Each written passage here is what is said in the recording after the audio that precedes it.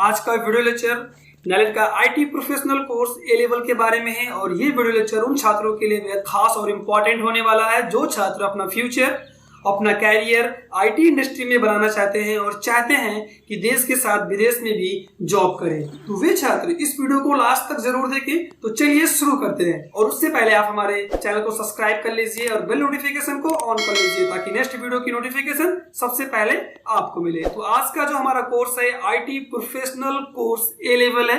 अब ए लेवल से जुड़े कुछ सवाल जानते हैं, जैसे कि ए लेवल क्या होता है, ए लेवल कोर्स कौन कराता है, ए लेवल कोर्स को कौन कौन कर सकता है, ए लेवल कोर्स कितने साल का होता है, ए लेवल कोर्स कहाँ से करें, ए लेवल कोर्स क्यों करें, ए लेवल कोर्स के बाद जॉब ऑप्शन क्या क्या है, हमारा जो फ्यूचर किस ओर जाएगा, ए लेवल में क्या क्या पढ़ाया जाता है, ए लेवल में कितने प्रैक्टिकल होते हैं, ए लेवल में कितने प्रोजेक्ट जमा होते हैं, ए लेवल की जो कोर्स है इसकी फीस कितनी है, ए लेवल का प्रैक्टिकल एग्जाम क्या है या फिर प्रैक्टिकल एग्जाम कैसे होता है, ए लेवल में पास होने के लिए कितने नंबर चाहिए, ए लेवल का रिजल्ट कब आता है और इसका एडमिशन कब होता है, इन सारे क्वेश्चंस के बारे में हम जानेंगे। तो सबसे पहला जो क्वेश्चन है, ए लेवल कोर्स क्या है।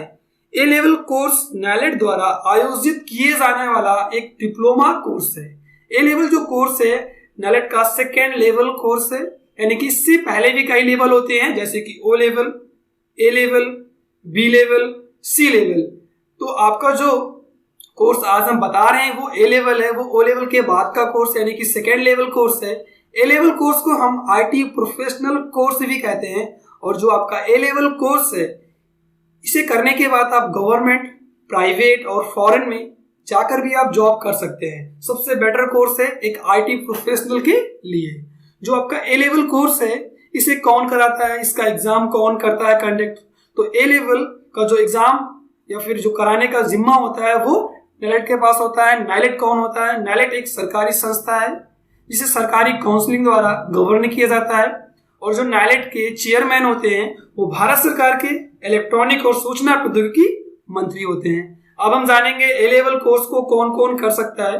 ए लेवल जो कोर्स करने की मिनिमम एलिजिबिलिटी है, क्वालिफिकेशन है, वो ओ लेवल के बाद के छात्र कर सकते हैं। ओ लेवल क्वालिफायर जिन्होंने ओ लेवल कर रखा हुआ है। दूसरे कौन? जिन्होंने ग्रेजुएशन कर रखा हुआ है किसी भी स्ट्रीम से, चाहे वो कॉमर्स के हों, चाहे वो साइंस के हो, चाहे वो फिर आर्ट के हों या फिर एग्रीकल्चर से हों, किसी भी स्ट्रीम से हैं, सिर्फ उनके पास ग्रेजुएशन है तो वो ए लेवल कर सकते हैं। और जिन्होंने गवर्नमेंट रिकॉग्नाइज्ड पॉलिटेक्निक से इंजीनियरिंग डिप्लोमा किया हुआ है। अब यहाँ पे इंजीनियरिंग डिप्लोमा कुछ छात्र 10+2 के बाद करते हैं, कुछ छात्र हाई स्कूल के बाद करते हैं 10th के बाद। तो कुछ को डिलिटरेट एंट्री मिल जाती है 2 ईयर के लिए और कुछ को 3 ईयर के लिए। जो 10+2 के बाद करते हैं उनको 2 ईयर का होता है, जो 10th के बाद करते हैं वो 3 ईयर का होते हैं। तो अगर आपने डिप्लोमा किया हुआ है एज अ पॉलिटेक्निक, चाहे वो 2 का हो या फिर 3 का हो, कंडीशन अप्लाई नहीं होती है, आपने पॉलिटेक्निक किया हुआ है तो आप ए लेवल कोर्स को कर सकते हैं। अब जानेंगे ए लेवल कोर्स कितने साल का होता है।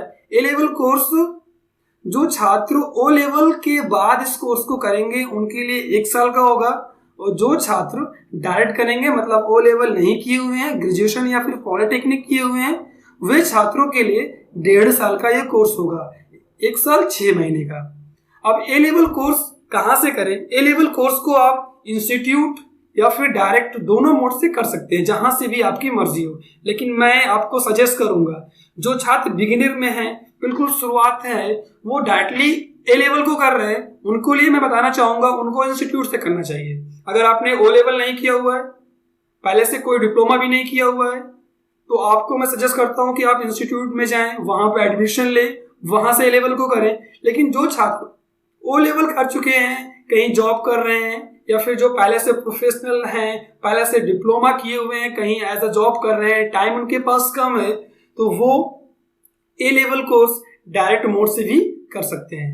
अब हम जानेंगे कि जो ए लेवल कोर्स क्यों करें, रीजन क्या है ए लेवल कोर्स करने के लिए। जो पहले से डिप्लोमा कर रखा हुआ है उसे ए लेवल क्यों कर रहा हूँ सजेस्ट, इसने ग्रेजुएशन कर रखा है, एज अ कंप्यूटर साइंस से बीएससी कर रखा है या फिर बीए कर रखा है, पीसीएम ग्रुप से बीएससी कर रखा है, उसे ए लेवल करने की क्या जरूरत है। जो ए लेवल कोर्स है सबसे शॉर्ट, सबसे फास्ट वे है एक आईटी इंडस्ट्री में अपना फ्यूचर, अपना कैरियर बनाने का। जो आपका ए लेवल कोर्स का जो सिलेबस है वो आईटी इंडस्ट्री के अनुकूल है। आज मार्केट में जो हमारे पास जॉब हैं, उन जॉब को करने के लिए जो स्किल्स की ज़रूरत है वो सारी टेक्नोलॉजीज स्किल आपके ए लेवल कोर्स में मिलती हैं। जो आपका डोएक का यानी कि नाइलेट का ए लेवल कोर्स है वो बीसीए के इक्विवेलेंट होता है। बीसीए एक डिग्री कोर्स है, ए लेवल एक डिप्लोमा कोर्स है। लेकिन जो स्किल की बात करेंगे, मार्केट में जो आज डिमांड है, जहां पे बीसीए का बंदा जा रहा है वहां पे ए लेवल के बंदे को भी लिया जाता है। ठीक है, तो ए लेवल वाले बंदों को कहीं ना कहीं ज्यादा प्रायोरिटी दी जाती है। फिर हम जानेंगे जो आपका ए लेवल कोर्स है ये एक्रीडिटेड है, यानी कि ये मान्यता प्राप्त है, एक्रीडिटेड है गवर्नमेंट ऑफ इंडिया से। और इससे जो एग्जामिनेशन कराता है, बाकी जो प्रोसीजर करता है वो नाइलेट कराता है। जो नाइलेट संस्था है वो ministry of electronic and information technology government of India की है, एक गवर्नमेंट संस्था है। तो इसका जो सर्टिफिकेट होता है, डिप्लोमा होता है, वो ऑल वर्ल्ड वैल्यू होता है। और जो अभी एक ऑर्गेनाइजेशन है NASSCOM, national association of software and service company, इसने समर्थक भी किया हुआ है, इसने अलाउंस भी किया है कि जो आपका ए लेवल कोर्स है ये रियली में इतना बेटर है कि जॉब मिलना बहुत ही इजी हो जाता है। आज मार्केट में जिस स्किल की ज़रूरत है जॉब के लिए वो सारे टेक्नोलॉजीज स्किल्स इस कोर्स में दी जाती है। और साथ में बताना चाहूँगा इस जो कोर्स की वैलिडेशन है वो फॉरेन गवर्नमेंट भी वैलिड करती है। जैसे कि आपको जापान जाना हुआ, चाइना जाना हुआ, अमेरिका जाना हुआ, आपको यूके जाना हुआ, तो वहाँ की जो गवर्नमेंट है, वहाँ की जो कंपनीज हैं, वहाँ पर भी आप अप्लाई कर सकते हो एज अ वीज़ा के लिए, जॉब के लिए। तो जो ये कोर्स है इस हिसाब से सबसे बेटर कोर्स माना जाता है। आप जानेंगे जो आपका ए लेवल क्वालिफायर होते हैं वो एक्सपेक्टेड करता है, यानी कि एक्सेप्टेड है government of USA, UK, Japan for working visa. आप वर्किंग वीजा के लिए अप्लाई कर सकते हैं। जनरली क्या होता है, हमें एमसीए करना पड़ता है या फिर बीटेक करना पड़ता है और एमटेक करना पड़ता है, तब हम किसी दूसरी कंपनीज में यानी कि फॉरेन की कंपनी में जॉब के लिए हम अप्लाई करते हैं, एज अ वर्किंग वीजा के लिए अप्लाई करते हैं। लेकिन जो छात्रों के पास एमसीए नहीं है, बीटेक नहीं है या फिर एमटेक नहीं है और वो फॉरेन कंट्री में जाके एज अ आईटी इंडस्ट्री में जॉब करना चाहते हैं, उनके लिए सबसे बेस्ट अपॉर्चुनिटी है, सबसे बेस्ट वे है, एक शॉर्ट पाथ है आपको हाई तरीके से एक हाई लेवल पे ले जाने पर कि आप एक अच्छा कैरियर बना सकें आईटी फील्ड में। तो उन लोगों को सजेस्ट करूंगा कि वो लोग अपना ए लेवल कर लें, क्योंकि आज बीटेक कोर्स 4 ईयर प्रोग्राम है, आप एमटेक कर रहे हैं, एमसीए कर रहे हैं, ज़्यादा अमाउंट भी लग रहा है, फिनेंशियल स्टेटस ज़्यादा अच्छी नहीं है, मिडिल फैमिली से वो लोग हैं, तो उनके लिए सबसे बेटर कोर्स है कि वो ए लेवल कोर्स करें। अब ए लेवल कोर्स में जॉब ऑप्शन क्या है, एज आप फ्रीलांसर काम कर सकते हैं। आज जो प्रेजेंट एरा है, इस एरा में सबसे ज्यादा जो जॉब हैं वो फ्रीलांसर की हैं। आपके पास स्किल है, टैलेंट है, तो बहुत जॉब हैं जो आप फ्रीलांसर होकर कर सकते हैं। साथ में फुल स्टैक डेवलपर आप बन सकते हैं, डेटा साइंटिस्ट बन सकते हैं, आईओटी आर्किटेक्ट में आप काम कर सकते हैं, आईओटी डेवलपर बन सकते हैं, बिजनेस इंटेलिजेंस एनालिस्ट बन सकते हैं, इंफॉर्मेशन सिक्योरिटी एनालिस्ट बन सकते हैं। उसके बाद बहुत सारी गवर्नमेंट जॉब हैं जो आज आती हैं, वहाँ पर भी अप्लाई कर सकते हैं। जैसे कि रेलवे में अभी, जैसे कि आपका डिपार्टमेंट आईटी डिपार्टमेंट में, आपका एनआईसी में ए लेवल कोर्स जो किए हुए हैं वो अप्लाई कर सकते हैं। साथ में बैंकिंग फील्ड में एज अ बैंकर भी आप अप्लाई कर सकते हैं, फाइनेंस के क्षेत्र में भी आप एंट्री कर सकते हैं, इंश्योरेंस सेक्टर है वहाँ पर भी ए लेवल क्वालिफाइड जो बंदे होते हैं उन्हें मांगा जाता है। जो गवर्नमेंट कॉलेजेस हैं वहाँ पर भी आप अप्लाई कर सकते हैं। साथ में बहुत सारी एमएनसीज कंपनी है, एमएनसीज कंपनी में भी आप अप्लाई कर सकते हैं। तो देखा जाए तो जो ए लेवल क्वालिफाइड स्टूडेंट्स हैं उनकी जो वैल्यूएशन है वो हर जगह पे है। ओके, जो आपका ए लेवल में क्या क्या पढ़ाया जाता है, ए लेवल का जो नया सिलेबस है वो क्या है, ए लेवल का जो पैटर्न है, ए लेवल में जो हमें पढ़ना है वो क्या क्या चीजें हैं। ए लेवल में जो सिलेबस है सबसे पहले बताने वाला हूँ, जो हमारा ट्रेनिंग मॉड्यूल है, ये जो छात्र डायरेक्टली ए लेवल कर रहे हैं, यानी कि वो ओ लेवल नहीं किए हुए, डायरेक्टली ए लेवल कर रहे हैं, तो उनके लिए जो सिलेबस है, जो आपका फर्स्ट सेमेस्टर होता है, फर्स्ट सेमेस्टर में आपको पढ़ाया जाता है information technology tool and network basic, मतलब कि आपको बेसिक फंडामेंटल नॉलेज दिया जाता है और साथ में नेटवर्किंग होता है। सेकेंड आपका जो मॉड्यूल होता है उसमें वेब डिजाइनिंग एंड पब्लिशिंग होता है। उसके बाद आपका जो थर्ड पेपर होता है वो computer organisation and operating system का होगा। और फोर्थ पेपर आपका data structure object oriented programming language. ये 4 बुक हैं जो आपको पहले सेमेस्टर में पढ़नी होती हैं। ओके, अब उसके बाद जब आप सेकेंड सेमेस्टर में एंट्री करते हैं तो वहाँ पे आपको programming and problem solving through Python ये पढ़ाया जाएगा। फिर उसके बाद एक नेक्स्ट बुक होती है internet of things and its application, next book आपकी रहेगी। तीसरी डेटाबेस टेक्नोलॉजी, और जो चौथी बुक आपकी रहेगी, चौथा जो पेपर रहेगा वो एज अ ऑप्शनल रहेगा।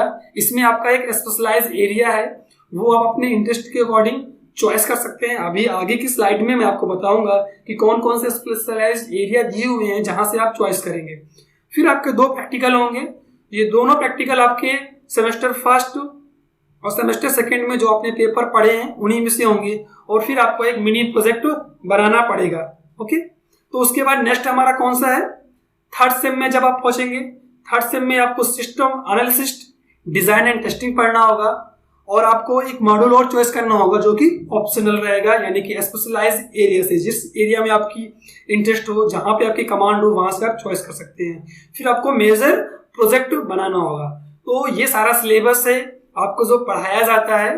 ठीक है, तो कितने पेपर हुए हैं आपके, और हम देख लेते हैं कि आपका जो छात्र ओ लेवल के बाद ए लेवल कर रहे हैं उनके लिए सिलेबस क्या होगा। Sequence of module training after A level course, तो उनके लिए जो फर्स्ट सेमेस्टर होता है, फर्स्ट सेमेस्टर में data structure through object oriented programming language, दूसरा पेपर होगा computer organisation and operating system, तीसरा पेपर होगा डेटाबेस टेक्नोलॉजी, चौथा पेपर उनके लिए एज अ ऑप्शनल रहेगा। जो भी इंटरेस्टेड उनके स्पेशलाइज्ड एरिया है, स्पेशलाइज्ड फील्ड है, वहां से आप चॉइस करेंगे। और फिर आपका एक प्रैक्टिकल होगा, प्रैक्टिकल जो होगा, जो ये पेपर दिए हुए हैं इन्हीं पेपर से आपका प्रैक्टिकल लिया जाएगा।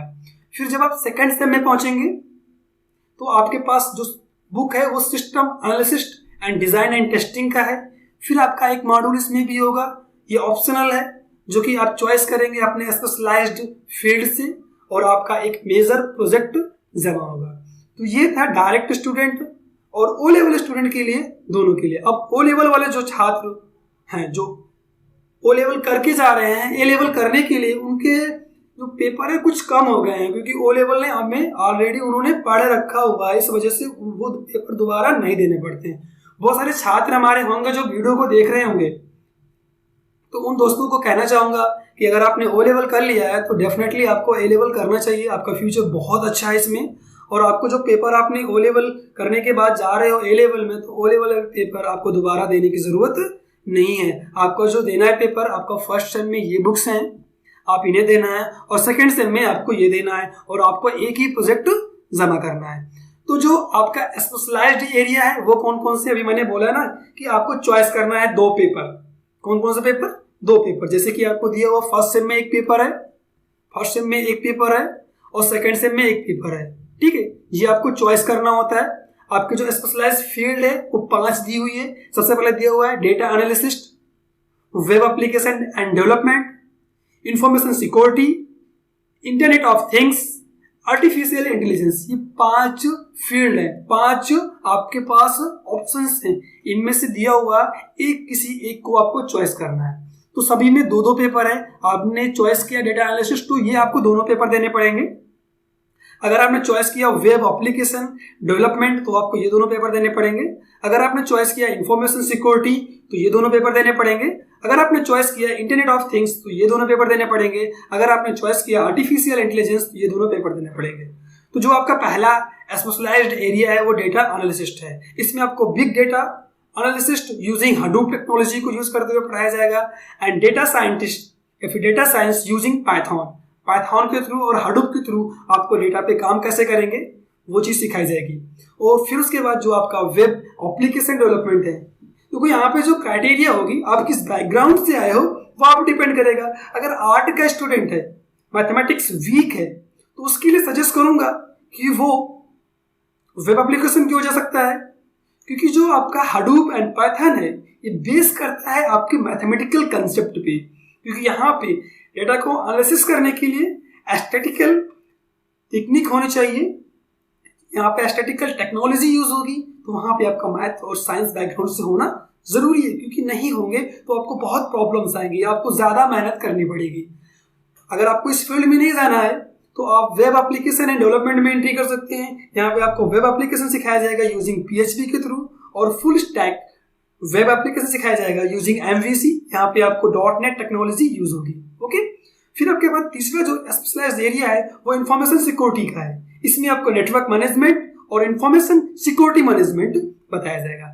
फिर आपका जो इंटरनेट ऑफ थिंग्स है, IoT है, यहाँ पे आपको IoT का प्रैक्टिकल और रास्पबेरी पाई, ये एक प्रकार का एक सबसे छोटा, ये क्वेश्चन आपके लिए नया हो सकता है कि व्हाट इज अ रास्पबेरी पाई।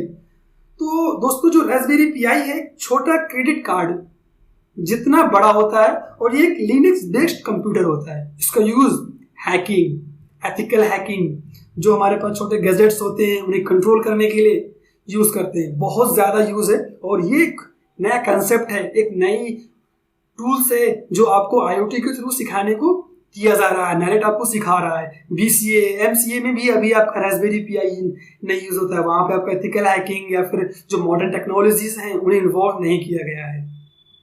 अब हम जानेंगे आर्टिफिशियल इंटेलिजेंस के बारे में। आर्टिफिशियल इंटेलिजेंस जो कंसेप्ट है इसे हम R प्रोग्रामिंग के थ्रू करेंगे और मशीन लर्निंग सीखेंगे यूजिंग पाइथन के थ्रू। तो ये सारी चीजें हमारे पास हैं, लेकिन आपको मैं सजेस्ट करता हूँ जो छात्र, इसमें से बहुत सारे ऐसे स्कोप है जो पांचों फील्ड है जॉब ओरिएंटेड है। जैसे कि आप यहाँ पे जो चॉइस कर सकते हैं वो वेब एप्लीकेशन में बहुत ज्यादा जॉब है।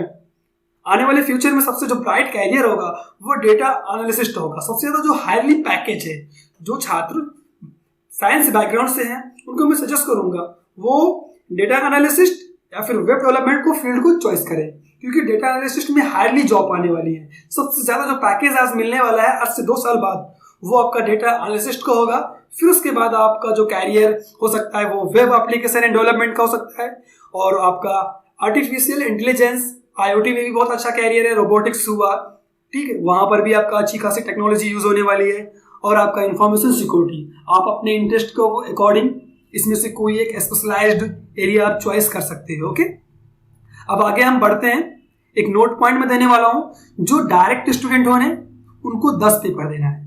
जो डायरेक्ट स्टूडेंट हैं A लेवल कर रहे हैं उनको टोटल 10 पेपर देना है। डायरेक्ट का मतलब क्या होगा, O लेवल नहीं किए हुए हैं, डायरेक्टली A लेवल में एडमिशन कराए हुए हैं, और उनको 10 पेपर, 2 प्रैक्टिकल और 2 प्रोजेक्ट। कंफर्म। जो छात्र आफ्टर O लेवल कर रहे हैं उनके लिए 6 पेपर, क्योंकि 4 पेपर कहाँ गए, ये 4 पेपर उन्होंने O लेवल में दे रखे हैं।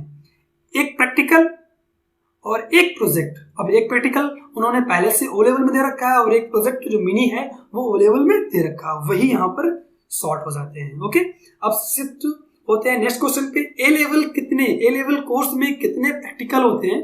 प्रैक्टिकल भी मैंने बताया, जो डायरेक्ट स्टूडेंट हैं उनके लिए 2 प्रैक्टिकल, जो O लेवल के बाद आएंगे उनके लिए 1 प्रैक्टिकल। ओके, अब A लेवल में कितने पीरियड जमा होते हैं। जो डायरेक्ट स्टूडेंट हैं उनके लिए 2 प्रोजेक्ट, जो O लेवल के बाद आ रहे हैं उनके लिए 1 प्रोजेक्ट। ओके, जानेंगे A लेवल जो कोर्स की फीस क्या होती है। A लेवल जो कोर्स की फीस मैंने एक स्ट्रक्चर दिया हुआ नेरेट का। जो रजिस्ट्रेशन फीस है वो 500 रुपए लेता है, चाहे आप O लेवल में करो, चाहे A लेवल में करो रजिस्ट्रेशन, चाहे B लेवल में, चाहे C लेवल में। जो थ्योरी मॉड्यूल है उसको 750 रुपए, जो प्रैक्टिकल है वो 500 रुपए फीस होती है। एग्जाम में एप्लीकेशन प्रोसेसिंग फीस, अगर आप फॉर्म भर रहे हैं तो 100 रुपए, एक बार में 100 रुपए की प्रोसेसिंग फीस पड़ती है। जो मिनी प्रोजेक्ट है वो 500 रुपए का फीस है, मेजर प्रोजेक्ट की 1000 की फीस है।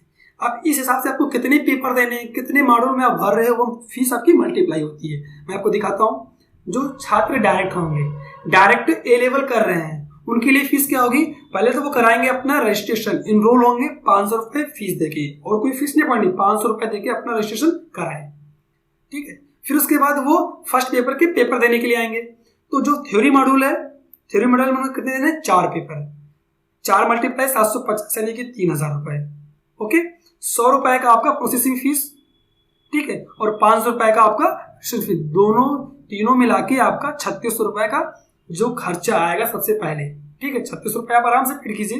फिर उसके बाद आपको सेकंड सेम में जाएंगे तो आपको फिर 4 पेपर देने हैं, 4 थ्योरी मॉड्यूल, 2 आपको प्रैक्टिकल, ठीक है। जो प्रैक्टिकल की फीस 500 रुपए रहेगी, एक मिनी प्रोजेक्ट 500 रुपए और 100 रुपए प्रोसेसिंग फीस, टोटल 4600 रुपए आपको सेकंड सेम में खर्च करने हैं। जब आप एंट्री करेंगे थर्ड सेम में तो 2 थ्योरी मॉड्यूल रहेंगे यानी कि 1500 रुपए। ओके, आपके मेजर प्रोजेक्ट रहेगा 1 यानी कि 1000 रुपए, और एग्जाम एप्लीकेशन प्रोसेसिंग फीस 100 रुपये यानी कि 2600 रुपये, यानी टोटल उनको जो टोटल खर्चा आता है 10,800। पहली बार फर्स्ट सेम में 3600, दूसरे सेम में 4600 और तीसरे सेम में 2600, यानी कि 10,800 रुपये में आप ए लेवल कोर्स कर सकते हैं। ये एक रियल फीस है, ठीक। अगर आप इंस्टीट्यूट जाओगे तो वो अपनी ट्यूशन फीस आपसे एक्स्ट्रा लेते हैं। अब ट्यूशन फीस वो मंथली 1000 या फिर 1500, 2000 जो भी चार्ज करें, लेकिन जो ये फीस है ये NALED की रिकॉग्नाइज फीस है, रियल फीस है। इतनी फीस तो आपको देनी है। अगर आप डायरेक्ट कर रहे हो तो आप 10,800 में आपका ए लेवल कोर्स हो जाएगा। अब जानते हैं जो आफ्टर ओ लेवल कर रहे हैं उनके लिए फीस क्या होगी। आपका जो थ्योरी मॉड्यूल का फीस है वो 4 पेपर यानी कि 3000 रुपये, प्रैक्टिकल मॉड्यूल में 500 रुपये, प्रोसेसिंग फीस 100 रुपये यानी कि 4100 रुपये आपको फीस देनी। आगे बढ़ते हैं। सेकंड सेम में आपको 2 पेपर देने हैं, 1500 रुपये, मेजर प्रोजेक्ट 1000 रुपये का, और आपका जो एग्जामिनेशन एप्लीकेशन प्रोसेसिंग फीस है वो कितनी है 100 रुपये यानी कि 2600 रुपये खर्च करने हैं। टोटल आपको 6700 रुपये आपको खर्च करने होते हैं। ओके, तो ये फीस की बात हो गई। जानते हैं ए लेवल का एग्जाम पैटर्न क्या होता है। दोस्तों ए लेवल का प्रश्न पत्र 2 भागों में आता है। प्रथम भाग 40 प्रश्न होते हैं जिसे हमें OMR सीट पर हल करना होता है। इसके लिए 1 घंटे का समय दिया जाता है। और यह जो भाग है पार्ट 1 ये 40 मार्क का आता है, यानी कि प्रत्येक क्वेश्चन 1 नंबर का रहेगा। यानी कि इसमें ट्रू फॉल्स 10 क्वेश्चन होते हैं, 10 क्वेश्चन आपके matching, 10 question fill in the blanks और 10 क्वेश्चन आपके multiple choice. Total 40 question, 40 number, प्रत्येक क्वेश्चन 1 नंबर का। पास होने के लिए 20 नंबर आपको लाने जरूरी है। कोई नेगेटिव मार्क नहीं होती, गलत करोगे कोई दिक्कत नहीं, आपको नंबर नहीं कटेगा, जितना सही रहेगा उतना नंबर मिलेगा। ए लेवल के पार्ट 2 में 5 खंड होते हैं जिसमें से 4 खंड आपको करने होते हैं। कितने खंड होते हैं 5 खंड होते हैं, 4 खंड आपको करने होते हैं। ओके, और आपके सेकंड पार्ट के लिए 2 घंटा दिया जाता है, OMR के लिए 1 घंटा, ठीक। टोटल 3 घंटा, 1 घंटा OMR, 2 घंटा आपका जो क्वेश्चन आपको होते हैं उन्हें उत्तर पुस्तिका में लिखने होते हैं, यानी कि सब्जेक्टिव पोर्शन को। ऑब्जेक्टिव के लिए 1 घंटा, सब्जेक्टिव के लिए 2 घंटा। आपको ये जो प्रश्न आएंगे सेकंड पार्ट में 60 नंबर का होगा। पास होने के लिए 30 नंबर चाहिए। बताना चाहेंगे ए लेवल का एग्जामिनेशन आप इंग्लिश में देंगे। इसके आंसर जो रहेंगे सब्जेक्टिव किसमें लिखेंगे, इंग्लिश में। ओ लेवल में आप हिंदी में लिख सकते हैं, इंग्लिश में लिख सकते हैं। ए लेवल में आप इंग्लिश में देंगे, हिंदी में नहीं, किसमें, इंग्लिश में। ओके, अब जानेंगे कि पास होने के लिए कितने नंबर चाहिए। 50% नंबर, 50% नंबर आपको चाहिए पास होने के लिए। 100 में से कितने, 50%। आपको फर्स्ट जो पार्ट है उसमें पास होना है 50% के साथ, और सेकेंड पार्ट में भी 50% के साथ पास होना। हमने साफ साफ लिख रखा हुआ है कि जो आपका 40 में से 20 चाहिए, 60 में से आपको 30 चाहिए, तब जाके आप पास हुए। दोनों पार्ट में आपको पास होना है। अगर 40 में से आपके 19 नंबर आए तो सेकंड वाली कॉपी ही नहीं चेक होगी। तो आपको दोनों में अलग अलग पास होना है। NALED ने अपना साफ साफ क्लियर नोटिफिकेशन रिलीज किया हुआ है कि दोनों मॉड्यूल में पास होना कंपलसरी है। दोनों जो आपके पार्ट है इनमें 50% नंबर आने चाहिए। तो पास होने के लिए कितना परसेंट, 50%। 50 से अगर आपके 54 के मध्य आते हैं तो आपको ग्रेड दिया जाएगा D। 55 से 64 आता है तो आपको C, 65 से 74 आता है तो B, और 75 से 84 आता है तो A, और 85 से 100 आता है तो आपको S ग्रेड। ये ग्रेडिंग सिस्टम है, जो आपके नंबर होते हैं वो NALED कन्वर्ट करके आपको ग्रेड में देता है। ओके, अब जानेंगे ए लेवल कोर्स का रिजल्ट कब आता है। पेपर के 15 से 20 दिन के बाद आपका रिजल्ट आ जाता है। NALED की स्टूडेंट की जो साइट है student.naled.gov.in पे आप जाके अपना रोल नंबर यानी या फिर अपना एप्लीकेशन नंबर और अपना डेट ऑफ बर्थ, फिर आप डालेंगे कैप्चा कोड, इंटर करेंगे तो आपका रिजल्ट डिस्प्ले हो जाएगा। इसका एडमिशन कब होता है, साल में, ईयर में 2 बार होता है, सेम वाइज होता है। जनवरी सेशन में आपका एडमिशन होता है और जुलाई सेशन में होता है।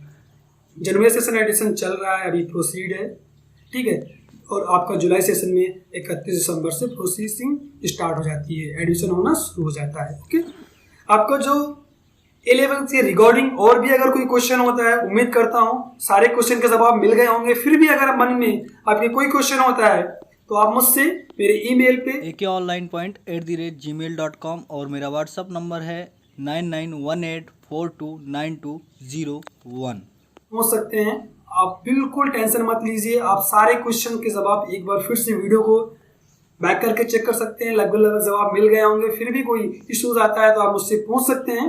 अब ये जानकारी आपको कैसे लगी?